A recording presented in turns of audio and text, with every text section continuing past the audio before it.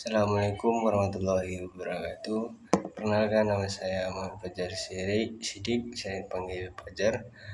NIM 230312163, Prodi PAI kelas G, PAI semester 2. Baik, saya di sini akan menjelaskan pertanyaan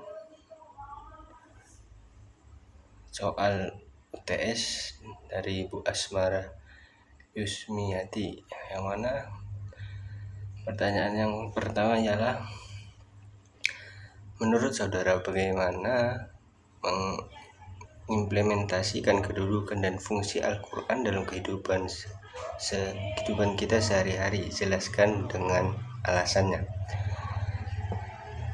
Kedudukan Al-Quran sebagai kitab suci. Al-Quran harus diimani dan diaplikasikan dalam kehidupan sehari-hari, baik sebagai pribadi, sebagai anggota keluarga dalam sebuah rumah tangga, maupun warga masyarakat bangsa dan negara Republik Indonesia. Selain itu, kitab suci Al-Quran juga membawa fungsi sebagai petunjuk bagi umat manusia hingga akhir zaman, penyempurnaan kitab-kitab suci sebelumnya, dan sumber pokok ajaran agama Islam yang dibawa oleh Nabi Muhammad SAW. Pertanyaan kedua, apa pembelajaran yang bisa kita ambil dari sejarah Al-Quran, memulai dari proses pewahyuan dan penghimpunan Al-Quran? Jelaskan dengan alasan. Yang pertama, pembelajaran yang bisa kita ambil dari sejarah Al-Quran, yang pertama ialah untuk menguatkan hati Rasulullah. Kedua, menantang orang-orang kafir yang mengingkarnya. Ketiga, agar mudah dihafal. Keempat, agar mudah dipahami. Kelima, agar orang muslim antusiasi menerima Al-Quran. Yang keenam, agar kita mengamalkannya. Pertanyaan ketiga, Al-Quran menjadi mukjizat bagi Rasulullah SAW. Dan apa pendapat saudara terhadap pernyataan Allah Subhanahu wa Ta'ala akan memudahkan segala urusan manusia yang menjadikan Al-Quran sebagai pedoman hidup? Jawab dengan alasan.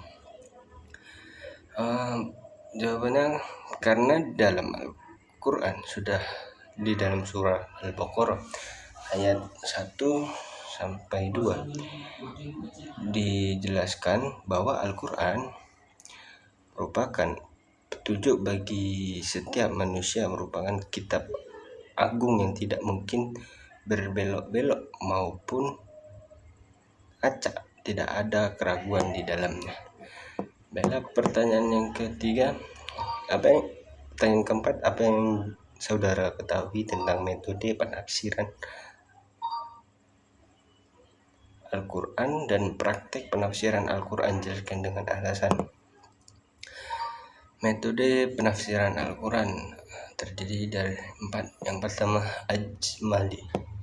ijmali, yang artinya global, yaitu penafsiran ayat-ayat Al-Quran dengan cara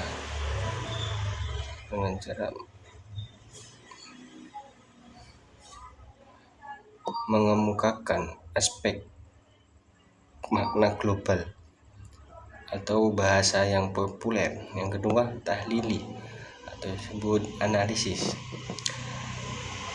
yaitu penafsiran ayat-ayat Al-Quran dengan memaparkan segala aspek yang terkandung di dalam ayat-ayat yang ditafsirkan itu, serta menerangkan makna-makna yang tercakup di dalamnya. Yang ketiga, makorin atau komparatif,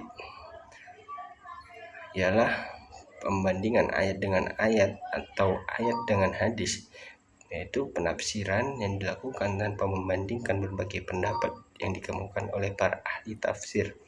Yang keempat adalah maudhu atau tematik, yaitu membahas ayat-ayat Al-Quran sesuai tema atau judul.